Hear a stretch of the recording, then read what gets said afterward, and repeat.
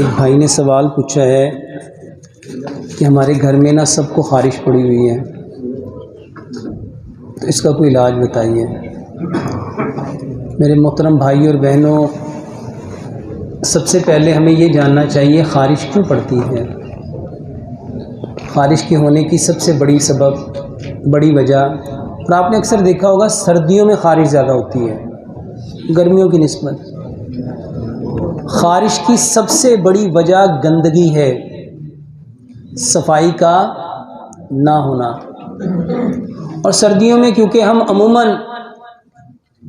گرم کپڑے پہن کے رکھتے ہیں اور نہانے سے تھوڑا اوائڈ کرتے ہیں، کتراتے ہیں، تو اس وجہ سے، اور جب ہم نہاتے ہیں تو ہماری کوشش ہوتی ہے ہم گرم پانی سے نہائیں، اور گرم پانی خود سکن کو ڈرائی کرتا ہے۔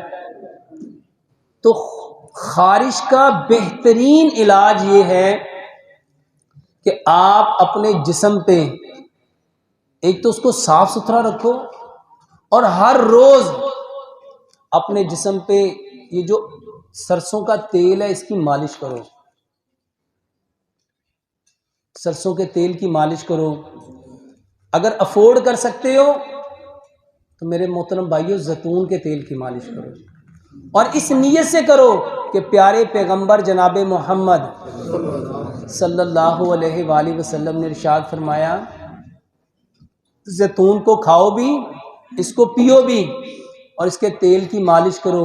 یہ مقدس درخت کا تیل ہے، اور اس کے ساتھ اگر خارش ہو گئی ہے، یہ دانے نکل آئے ہیں، الرجی ہو گئی ہے، تو میرے محترم بھائیوں دوائیوں کی بجائے ایک کریم خود گھر میں بناؤ۔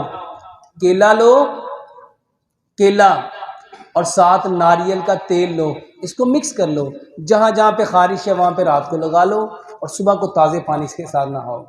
میرے محترم بھائیوں، سردیوں میں گرم پانی کرنے سے بچو، اس سے بچو۔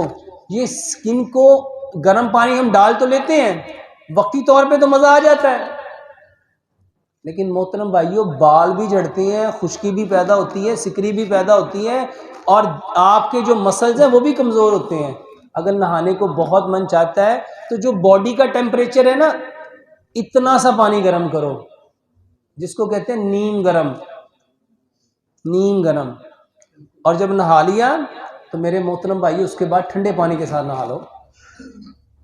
پہلے پرابلم تو پہلے ہی ہوتی ہے نا، جب پانی ڈالتے ہیں تو پہلے گرم پانی سے نہا لیں، اس کے بعد ٹھنڈے پانی سے نہا لو۔